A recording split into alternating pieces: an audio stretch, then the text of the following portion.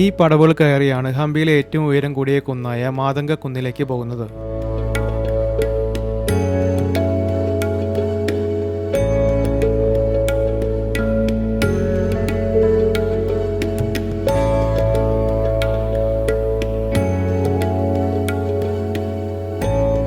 ധാരാളം ഭീമാകാരമായ പാറകളുള്ള ഈ കുന്നിന്റെ വടക്ക് ഭാഗത്ത് തുംഗഭദ്ര നദിയും കിഴക്ക് ഭാഗത്ത് ശ്രീ അച്യുതരായ സ്വാമി ക്ഷേത്രമാണ് ഉള്ളത്.